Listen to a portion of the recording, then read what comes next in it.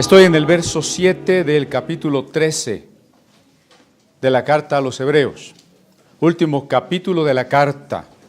Acordaos de vuestros pastores que os hablaron la palabra de Dios.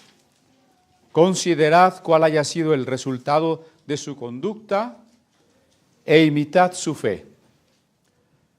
Parece que el escritor de la carta estuviese tratando algunos temas y hubiese hecho una digresión, es decir, si hubiera cambiado de repente algo que no tiene nada que ver, como si insertara un tema que no tiene mucha relación.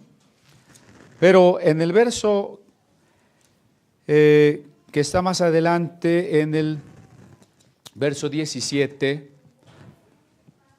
insiste: obedeced a vuestros pastores y sujetaos a ellos, porque ellos velan por vuestras almas, como quienes han de dar cuenta, para que lo hagan con alegría y no quejándose, porque esto no os es provechoso. Esto parece una digresión de la digresión, porque en el 7 habla de los pastores, luego se pone a hablar de otras cosas, y luego como que se acuerda y dice, se estaba hablando de los pastores. No es que se cambió de tema, no es que estamos frente a un escritor olvidadizo. Esto tiene una relación muy importante. Para poder hablar de pastores, tenemos que hablar de congregación. Si usted no tiene congregación, no tiene pastores. Tal vez usted diga, mi pastor es Dios. Sí, pero como diría San Juan, y se acaba de citar, si no amas a tu hermano al que ves, no amas a Dios al que no ves. Si no tienes pastores a los que ves, el pastorado de Dios nada más está en tu imaginación. No es tu pastor. Si no tienes congregación, no tienes pastor. Entonces no está tan fuera de relación que ahora el autor hable de los pastores, porque nos ha hablado de las congregaciones. La última vez que nos habló de las congregaciones es en el primer verso de este capítulo 13, donde dice, permanezca la Filadelfia. Así dice en griego, Filos, amor, y Adelfos, hermano. Filadelfia, amor de hermanos. Permanezca el amor de hermanos. No somos hermanos porque nos caemos bien, porque vivimos al mismo lugar. Somos hermanos por un hecho mucho más profundo, trascendente, por un hecho divino, porque Dios nos ha hecho sus hijos. El hermano que está a su lado es su hermano porque Dios nos ha hecho sus hijos. Y este hecho de ser hijos de Dios y por tanto ser congregación está representado en el pan que constantemente tomamos los domingos, ¿no? Gracias a la hermana Irma que últimamente lo prepara. ¿Por qué celebramos la Cena del Señor tan frecuentemente? Al menos en comparación con algunas congregaciones que lo hacen cada año o 2 veces al año. Lo hacemos cada domingo.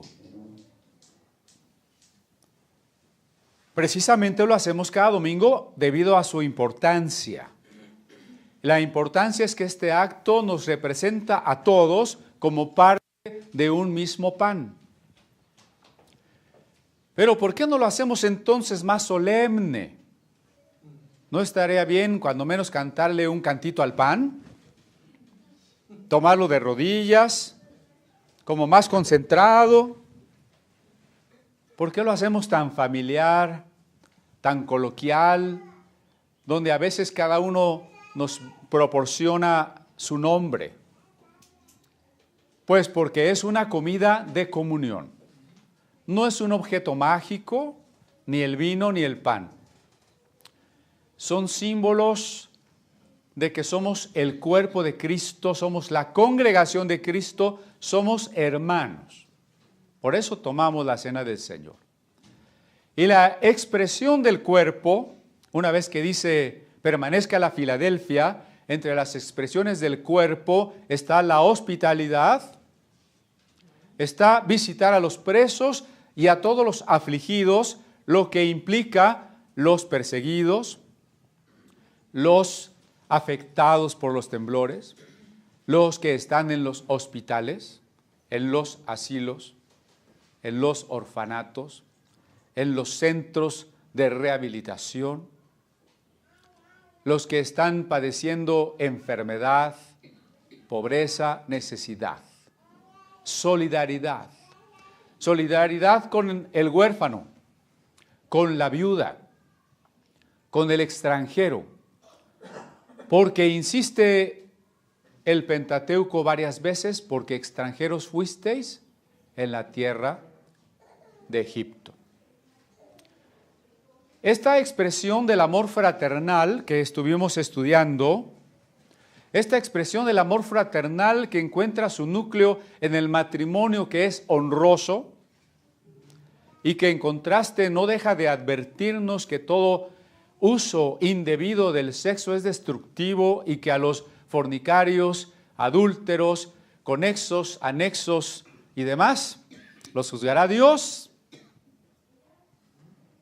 porque destruyen el cuerpo de Cristo.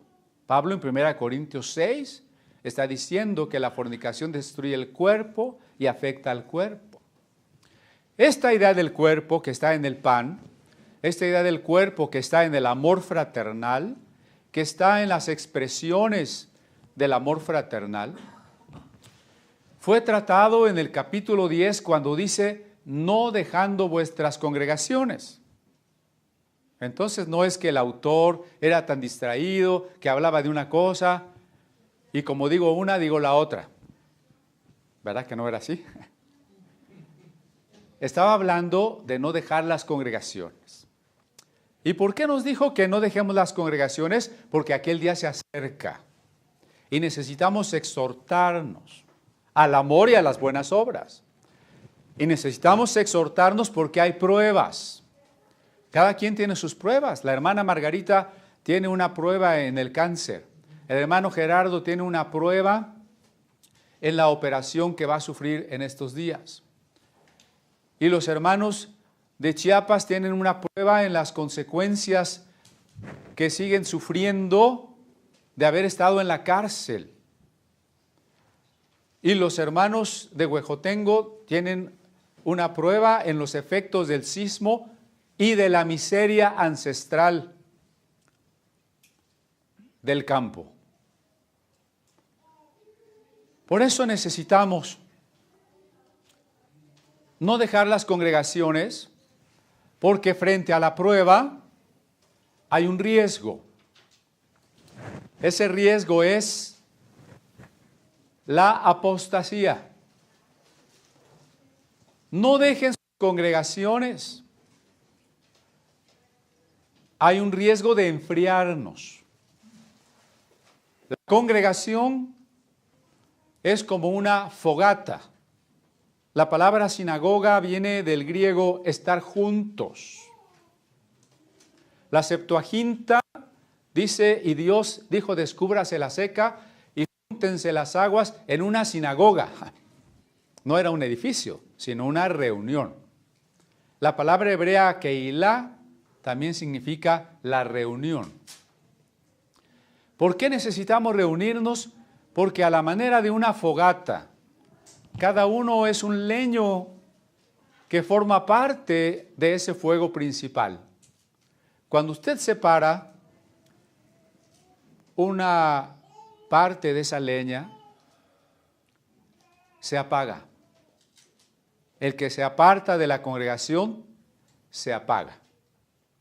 Por eso la Biblia es tan enfática aquí. No dejen sus congregaciones, porque pueden caer en la apostasía. Ustedes están en prueba, están en persecución, algunos están en la cárcel, Por tanto, acuérdense de todos los testigos que creyeron y estuvieron en problemas, en el foso de los leones, en el horno de fuego, en Egipto, esperando un hijo, perseguidos, angustiados por las montañas, por las cuevas. Y acuérdense que si sufren es porque Dios nos disciplina y nos trata como a hijos, porque nos purifica y nos madura. ¿Ve que estoy recorriendo el capítulo 11 y 12? Y como ustedes no deben dejar sus congregaciones, permanezca el amor fraternal. Y ya llegué al 13. Y las expresiones del amor fraternal tienen que ver con el aportar y el visitar. Visitar no como se dio efectivamente en un tiempo que menciona Pablo en la primera carta a Tesalonicenses y segunda carta, que algunos decían, Cristo ya va a venir, ya para qué trabajo. Y no trabajaban y andaban de casa en casa a ver qué les invitaban de comer. Y entonces Pablo dijo, el que no trabaje, que no coma. Así de simple. Por eso visitar no es, ya te vengo a visitar para que me des de comer. Visitar es ayudar. Acordarse de es asistir, apoyar. Por eso quiero agradecer a todos ustedes. Cuando dice, acordaos de vuestros pastores, muchos de ustedes nos han apoyado con su ofrenda y con su diezmo. Muchas gracias. También cuando hemos pedido ayuda para diferentes personas y proyectos, ustedes han respondido muy bien. Últimamente, de algunas ofrendas especiales, quiero agradecer a nuestra hermana Elizabeth, a nuestra hermana Alicia, a hermanas de una iglesia presbiteriana donde a veces voy los domingos cuando llego tarde aquí, a los hermanos de Canadá que nos asisten con aportaciones muy importantes. Gracias, porque eso es acordarse de los pastores, acordarse de los necesitados. Gracias a los que han ofrendado para nuestra hermana Margarita, una primera ofrenda ya se le hizo llegar, y yo quisiera que hoy también, si usted así lo siente, se acerque a nuestra hermana Silvia directamente y le aporte lo que usted desee en su corazón, porque toda enfermedad es también un gasto, ¿verdad? Y con nuestra hermana Araceli, por si usted en el momento que sea oportuno, la puedan ir a visitar. Todo esto está expresado de manera esencial en el hecho de comer el pan. Cuando usted toma el pan, no nada más se lo coma y diga, bueno, pues ya. Comer el pan es estar pensando que somos un cuerpo, que somos una misma masa y que nos tenemos que amar los unos a los otros, y para eso nos reunimos. Y es en ese mismo contexto que dice el apóstol. ¿Por qué digo apóstol? Porque si escribió un libro de la Biblia, pues es un apóstol. ¿Cómo se llamaba? ¿Quién sabe? Acordaos de vuestros pastores. Por supuesto, acordarse aquí tiene el sentido de sostener, porque el obrero es digno de su salario, pero tiene sobre todo el sentido aquí de acordarse en el sentido de seguir el ejemplo y escuchar sus palabras. Esto fue necesario decirlo porque una de las grandes maneras o riesgos que presenta la apostasía son las doctrinas falsas. ¿Recuerda que podemos caer en la apostasía porque no queremos ser perseguidos? ¿O porque permanecemos en pecado y nos endurecemos? ¿O porque escuchamos doctrinas falsas? El contexto que vamos a leer a continuación nos advierte otra vez sobre la centralidad de Jesucristo y por tanto sobre las doctrinas falsas. De manera de que usted no sea arrastrado por las doctrinas falsas. Acordarse de la enseñanza, esto podría ser una sinécdoque, no acordarse nada más del pastor, sino de la enseñanza del pastor, ¿no? O sea, aquí está omitiendo una palabra que se sobreentiende. Esa es una figura retórica. Acordaos de la enseñanza de los pastores. Si usted, imagínese que llega a la presencia del Señor después de que se muera, muy confiado de que usted va a entrar a la vida eterna, y le dice San Pedro, no puedes pasar, porque tienes una doctrina falsa. Esto de San Pedro es una ilustración. Ya le vi cara de susto, ¿verdad? No puedes pasar porque no crees en Cristo. La manera en que tú tergiversaste la Biblia le ha quitado su lugar a Cristo. Tu fe no está puesta en el sacrificio de Cristo. Señor, pero pues es que yo no sabía. Pero ¿cómo ibas a saber si en vez de ser una oveja eras un chivo brincador? Andabas de chivo brincador, de cabra montés. No te sujetaste, no aprendiste, no obedeciste, no te acordaste de la doctrina de tus pastores. Esa va a ser la respuesta, ¿verdad? En los primeros años del cristianismo, la iglesia inmediatamente sufrió los embates de los judaizantes. Le llamo a los judaizantes los adúlteros, porque Romanos 7 dice que hemos muerto a nuestro marido que era la ley, y por tanto somos libres de la ley, y ahora tenemos un nuevo marido que es Cristo. Pero Romanos 7 cita la ley y dice, recuerden que conforme a la ley, si una mujer en vida del marido es de otro, es adúltera. Y si usted está casado con Cristo y ahora anda coqueteando con la ley, es adúltero. Y al rato va a dejar a Cristo de lado y se va a ir con el otro. Cuidado. Y si usted hace eso, no es oveja. Y la iglesia sufrió los embates de los judaizantes a fines del primer siglo. Y los embates de los gnósticos. Los gnósticos que negaban la humanidad de Cristo y por tanto la resurrección. Y negar la resurrección es negar a Cristo como Salvador. Es verlo como mero maestro de sabiduría. Y por ello hoy tenemos una mezcla muy peligrosa en los judaizantes gnósticos, que son la mayoría. ¿Y qué tal si usted cae en sus garras? ¿Qué hizo la iglesia para evitarlo? Hizo algo que estaba bien, pero que a la vez fue negativo. Dijo, para permanecer en la doctrina correcta, deben sujetarse al obispo.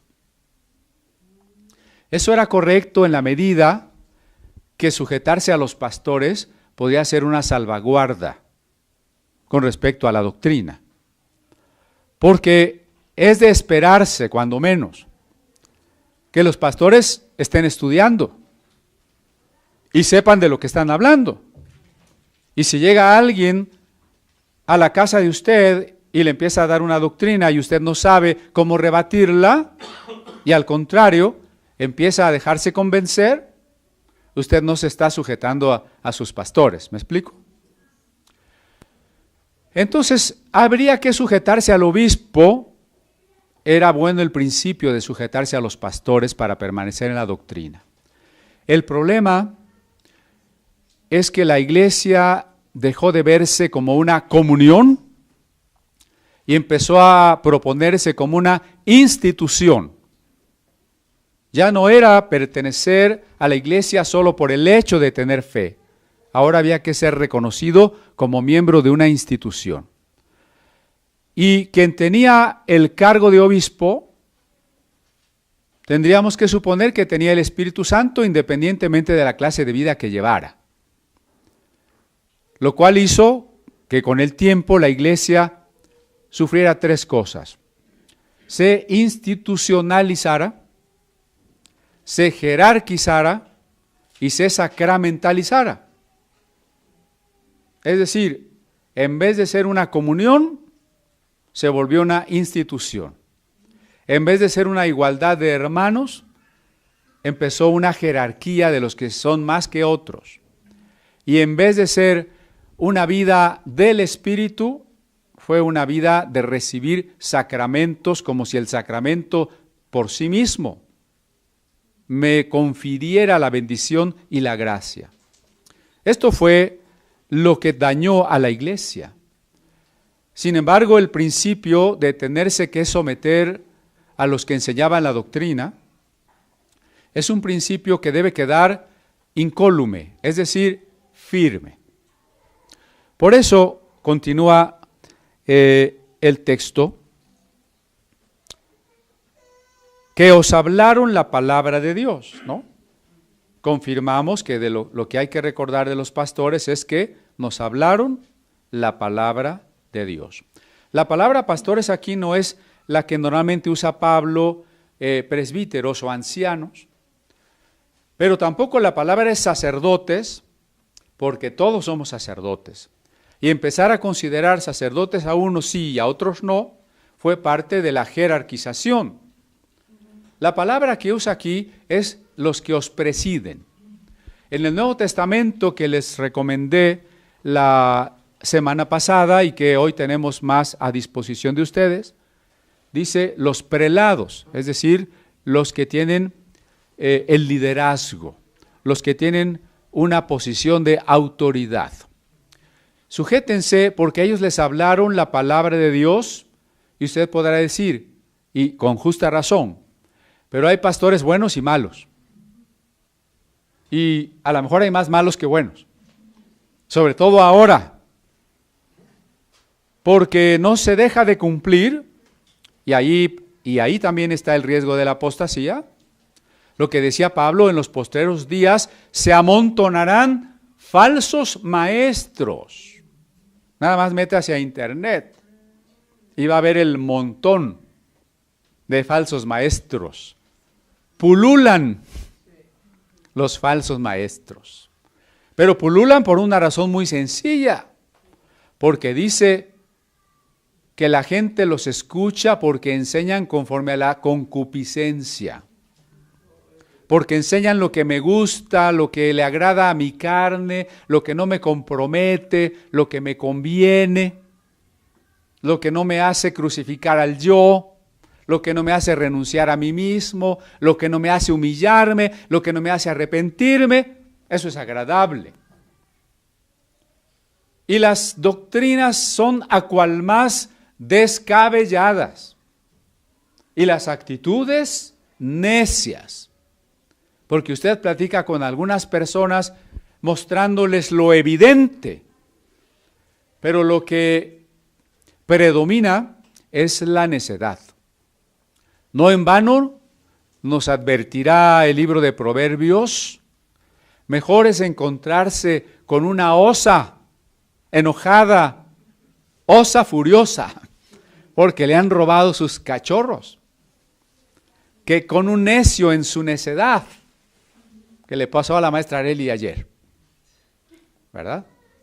Mejor con una osa, sales menos lastimado, menos molesto, menos dolido, de verdad.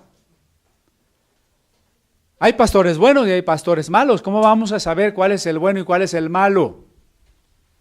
Aquí la segunda parte del verso dice claramente, considerad cuál haya sido el éxito financiero de su conducta. Ah, no, si están despiertos. No dice financiero, ¿verdad? Porque una de esas herejías que hoy se predican es, miren cuánta bendición, cuánta unción traigo yo. Ya tengo una colección de carros último modelo. Ya tengo unas mansiones. Ya tengo muchos trajes de seda. Ya tenemos un templo grandísimo, alfombrado, canales de televisión. Ese éxito es el éxito según el mundo. Es el éxito que agrada al corazón codicioso. ¿Se acuerdan que el último verso del domingo pasado es: sean vuestras costumbres sin avaricia? Y hoy hay muchos pastores que se jactan de su avaricia, que predican su avaricia y que usan todo el dinero que trasquilan a las ovejas para su avaricia. Entonces, cuando habla del éxito aquí, no habla del éxito financiero, sino del éxito de la madurez espiritual. Y hay una sola cosa que garantiza y evidencia la madurez espiritual. ¿Cuál será?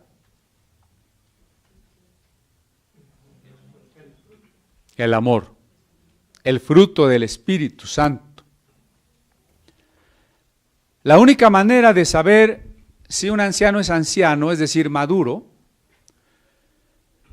si un pastor, no diré siquiera si es legítimo o no, sino si permanece en su vocación, en su llamamiento, es si manifiesta el fruto del Espíritu Santo.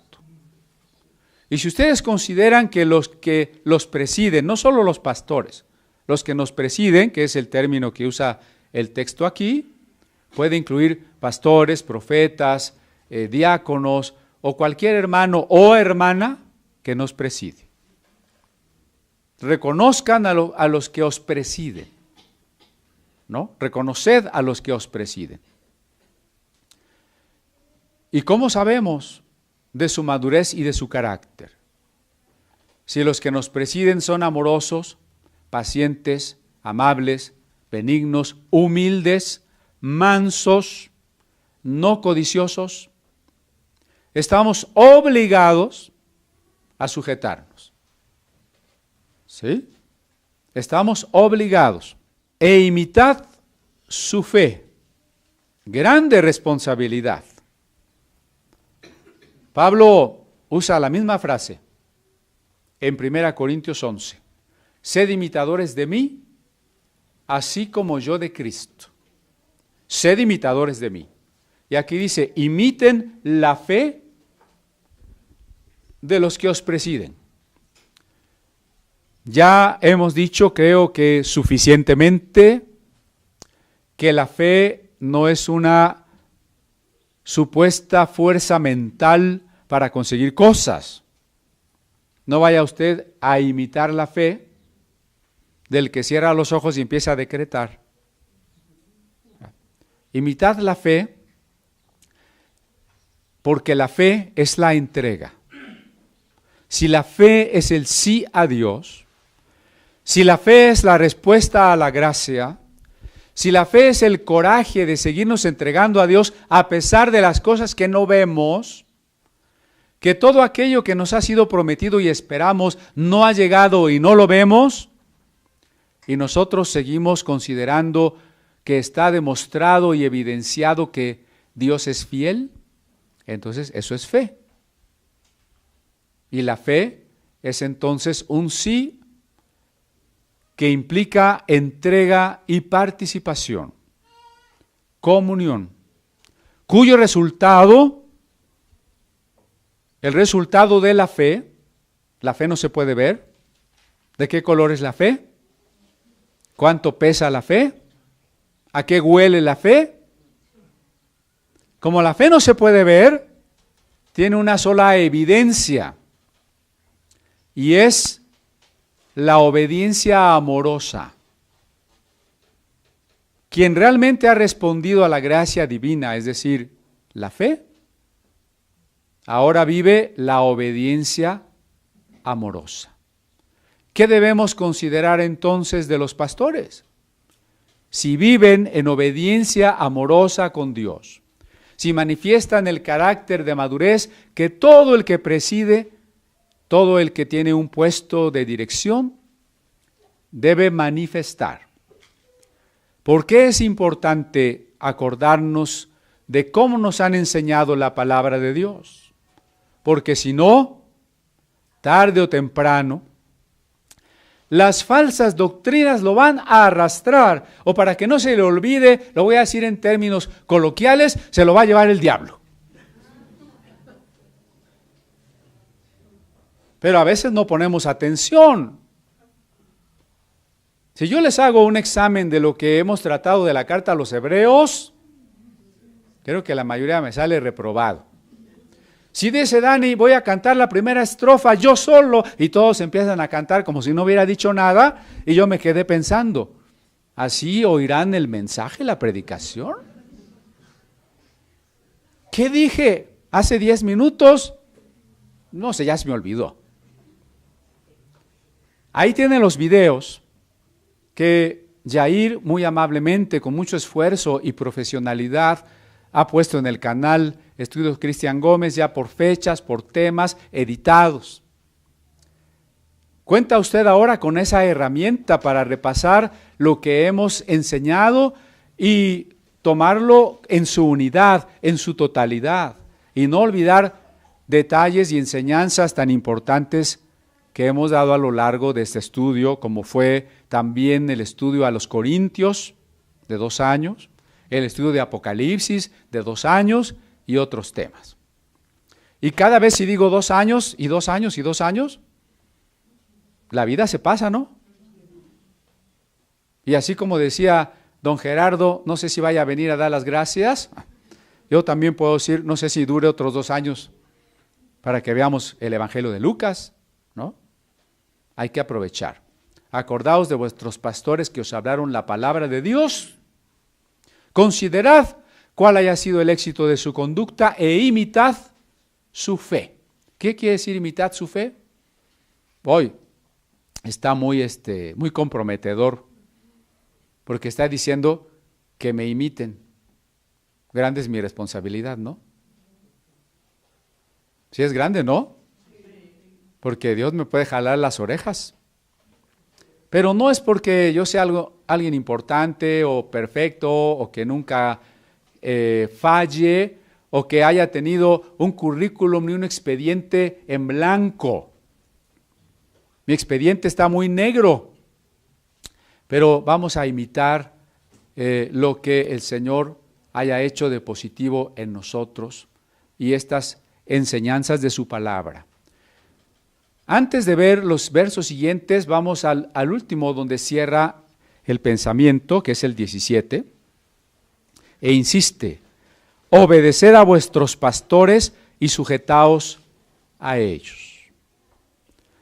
Eso de obedecer, ya sabemos que no es agradable.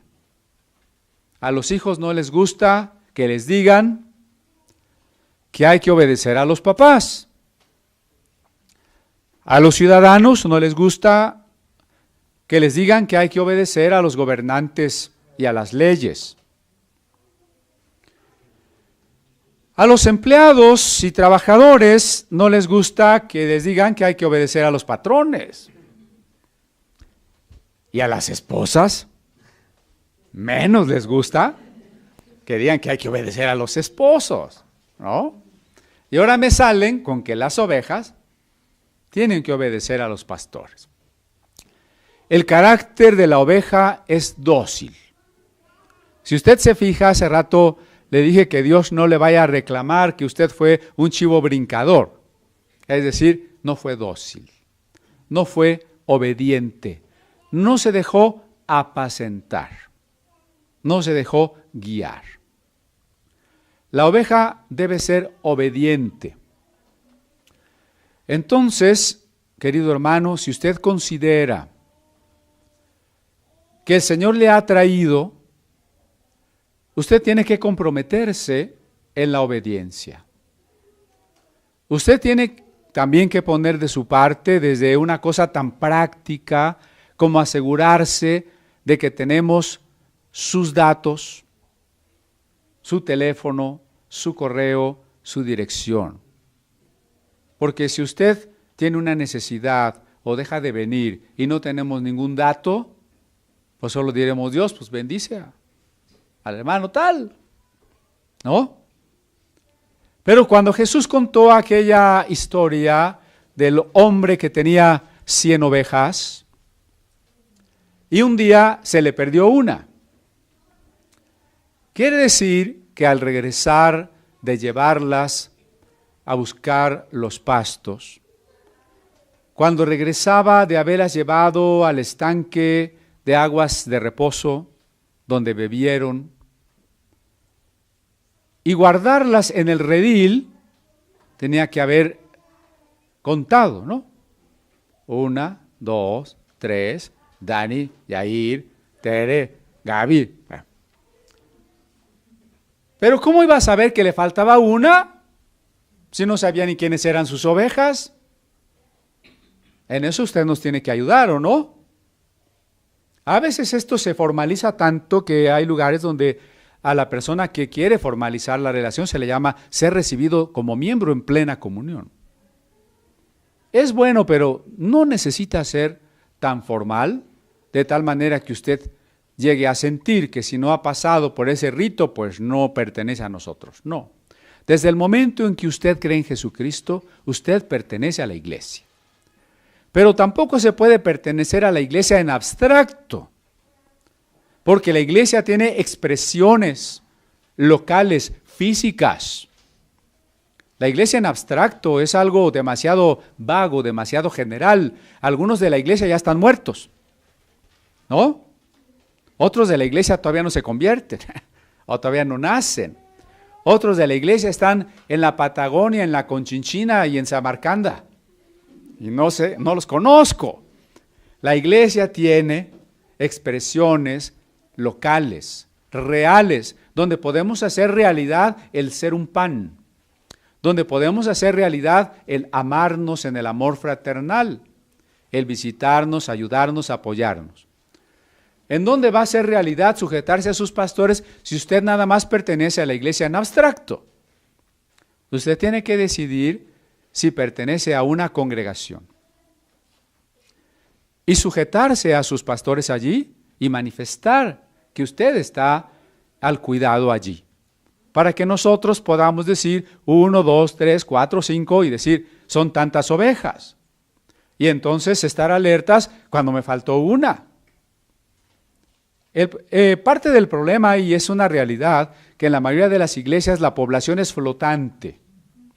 Es muy difícil decir cuántos miembros somos, porque muchas de esos miembros son más bien, no sé si diría yo, osos, porque se fueron a hibernar 6 meses y no los vimos y de repente regresan.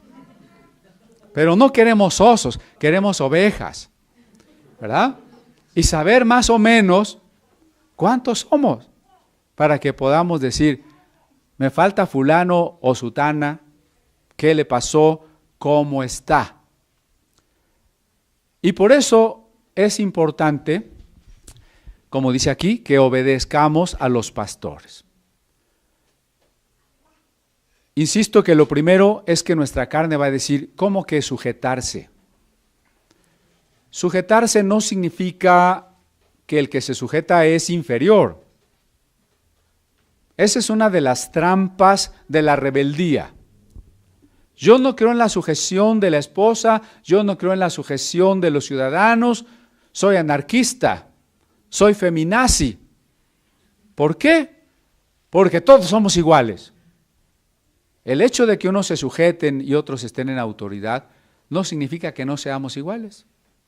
Simplemente significa que en esa igualdad algunos tendrán la función de proteger, cuidar, enseñar, y otros, al menos por ahora, la función de aprender, de escuchar, de dejarse conducir. Y para eso se necesita humildad, ¿no?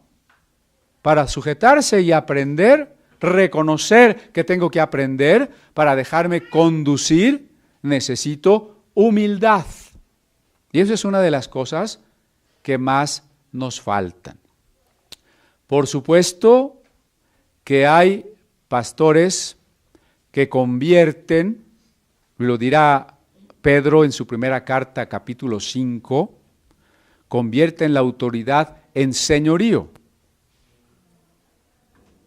No se me escapa eso. El señorío es ponerse encima de, para que los demás me sirvan.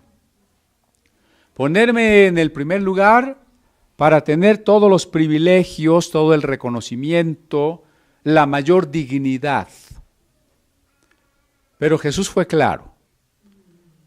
El que esté al frente, el que sea el primero entre ustedes, sea el servidor. Y Pedro dice, no como teniendo señorío sobre la grey, es decir, el rebaño. Entonces, definitivamente estamos en contra de los pastores autocráticos. Es decir, los pastores que creen que tienen una autoridad ilimitada y que dejan de ver en las ovejas personas libres y dignas. Cuando yo quiero imponer criterios pasando por encima de la libertad de los hermanos. Por ahí un pastor me decía, es que tú no puedes aceptar que fulanito y perenganito estén en tu iglesia porque ellos viven en otro lado. Los tienes que rebotar y mandar a la mía. Oiga, yo ya los invité a que se vayan con usted, pero no quieren. Son libres, ¿no? Son libres.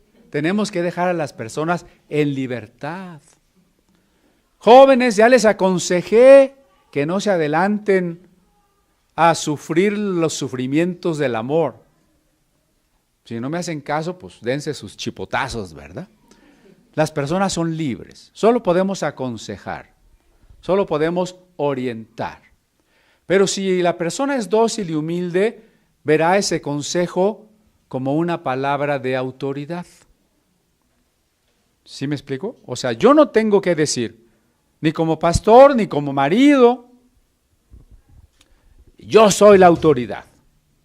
Porque si usted va con su esposa y le dice, sujétate porque yo soy la cabeza, lo único que va a provocar es que menos se quiera sujetar.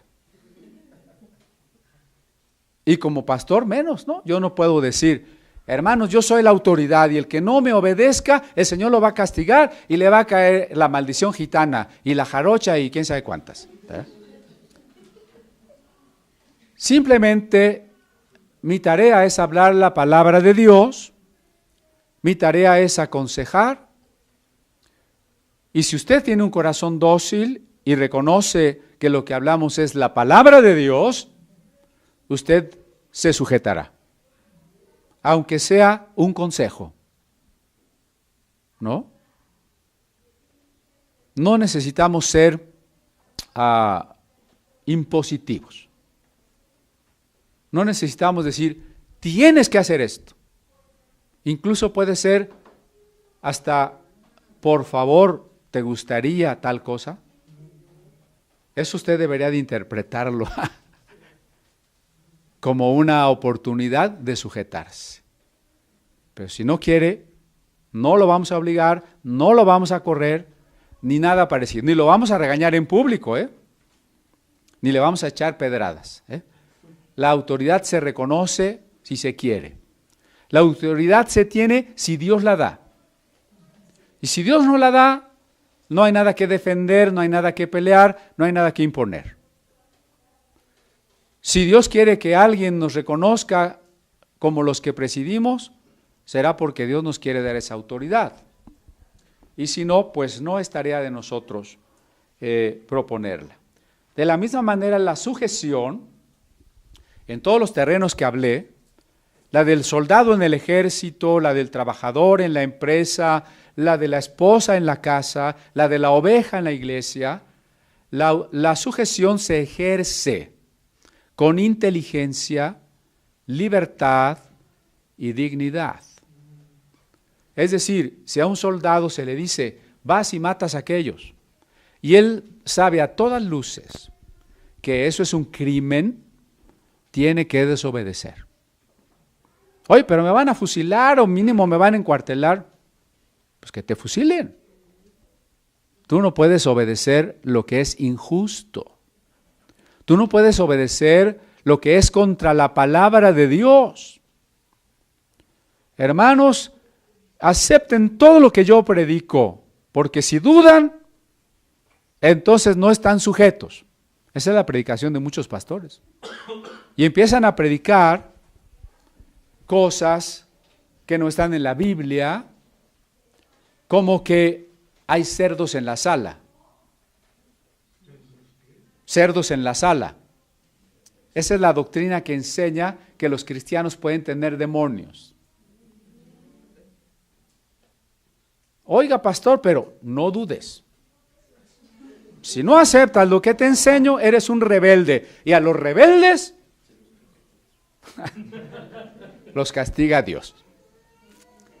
No podemos sujetarnos sin inteligencia. No podemos sujetarnos sin un reconocimiento de que Dios nos ha hecho a su imagen y semejanza. Y de que finalmente la decisión última la tenemos nosotros. Sigue diciendo el texto, porque ellos velan por vuestras almas, como quienes han de dar cuenta. Realmente aquí la mayor carga, ¿quién la lleva? ¿La oveja o el pastor? Si al pastor se le dice que se porte de tal manera que las ovejas van a tener que portarse como él, y que luego Dios le va a pedir cuentas, pues tenemos una responsabilidad tan tremenda que por ahí Santiago dirá, no se hagan maestros porque recibirán mayor condenación, ¿no? Está difícil la cosa. Vamos a dar cuentas. Claro, yo les puedo asegurar que si algún hermano no obedece, Dios no me va a pedir cuentas de él. ¿Sí? Pero si algún hermano era un hermano dispuesto, un hermano que pidió consejo y yo no lo atendí, lo desatendí o lo malatendí, o lo desorienté, o le dije lo que no era el consejo de Dios, lo que no era la palabra de Dios, Dios a mí me va a pedir cuentas, ¿no? Me va a pedir cuentas. Por eso dice, los pastores velan por su alma.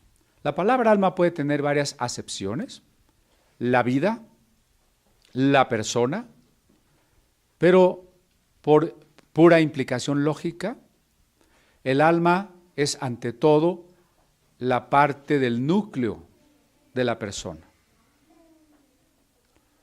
que al menos mientras no llegue la resurrección, pervive al cuerpo. Y desde que usted se muera, la relación, el estado en el que usted despierta tras la muerte, ya manifiesta la bienaventuranza o la condenación. Recuerde en Lucas 16. El rico murió y estando en los tormentos, murió Lázaro y fue llevado por los ángeles al seno de Abraham.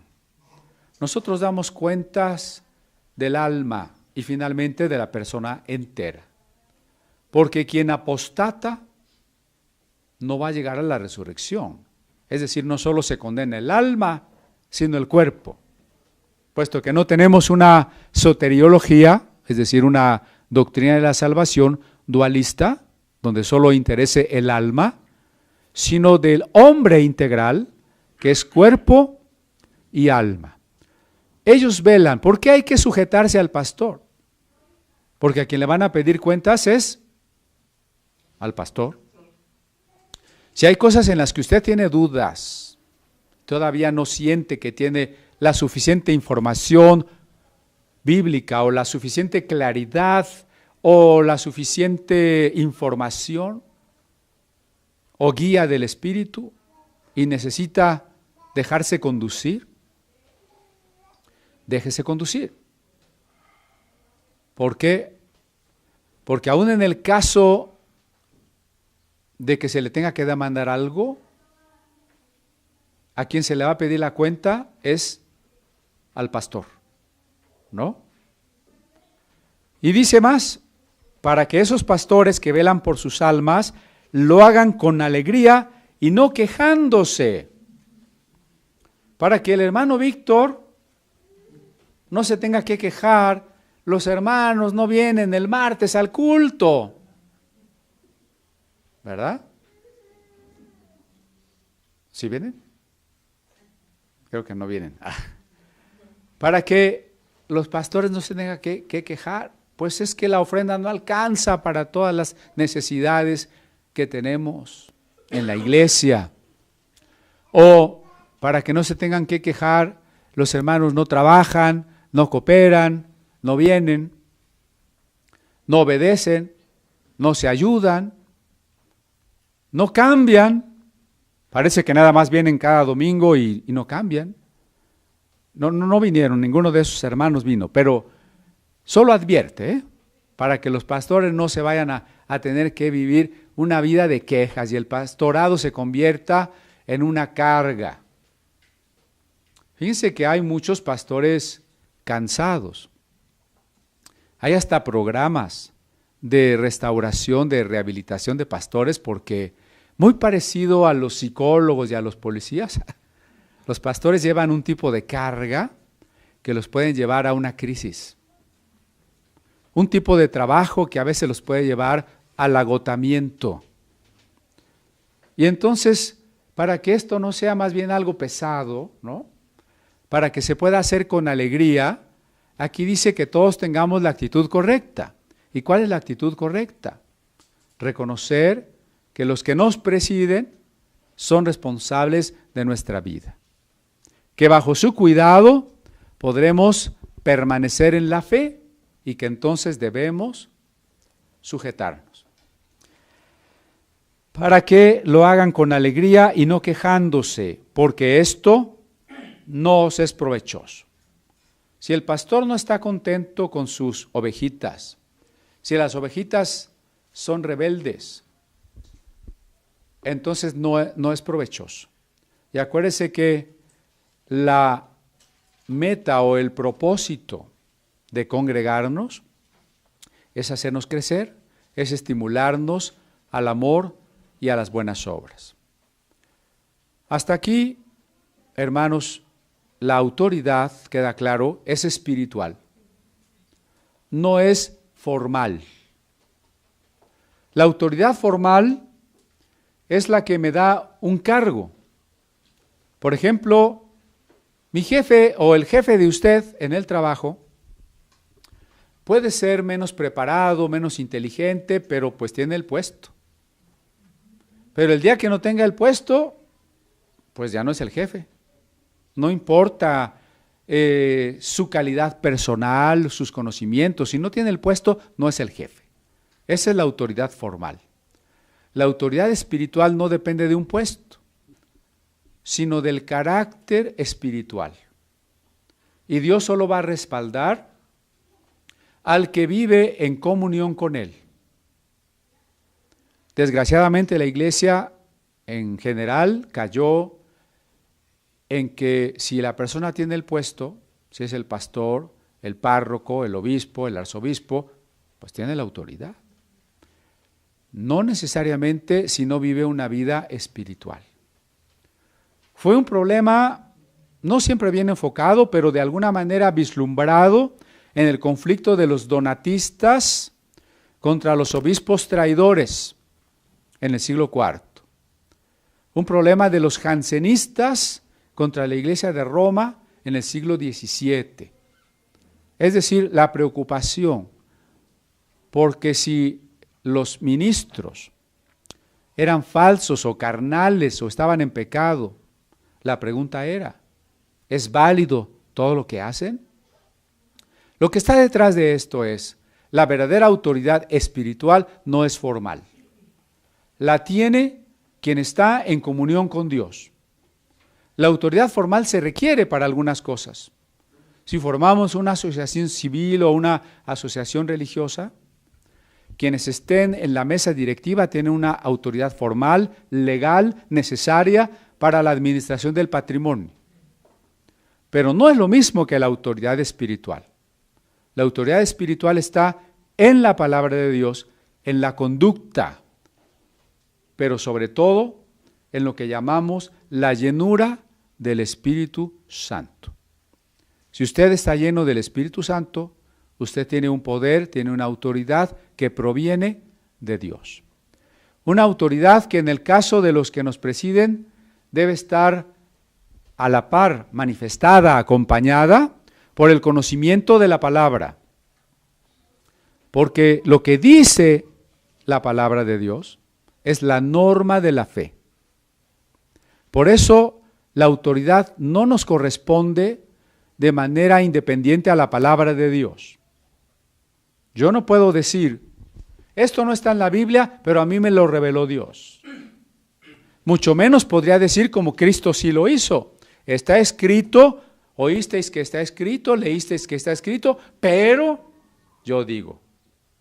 Yo no puedo hacer eso, solo Jesús, ¿verdad? Y lo que Jesús dijo y lo que Jesús enseñó está escrito aquí. La autoridad espiritual deriva entonces de la llenura del Espíritu Santo, del conocimiento de la palabra de Dios, manifestado en la conducta de fe y de amor. Vayámonos entonces con un pensamiento muy claro. ¿Puede usted ser una oveja? ¿Puede definir en qué parte de la expresión del cuerpo de Cristo va a trabajar? ¿Se va a sujetar? ¿Va a colaborar? Eso no quiere decir que usted no tenga un ministerio hacia afuera, sobre todo si el Señor le lleva a evangelizar. Usted, si Dios le ha llamado al evangelismo, usted andará evangelizando, pero usted necesita un centro de donde partir, donde aprender, donde sujetarse. Porque si no, pues va a ser no un satélite, sino un cometa. Que los satélites tienen un centro, ¿verdad? Andan por ahí dando vueltas, pero tienen un centro. Y los cometas, bueno, a lo mejor también tienen una órbita elíptica, pero como de cientos de miles de años. Y eso pues no nos sirve. Entonces, póngase a pensar, si usted quiere ser una oveja, y hagamos más patente esa relación de el cuidado y de la sujeción, ¿no? Bueno, dejamos aquí nuestra reflexión.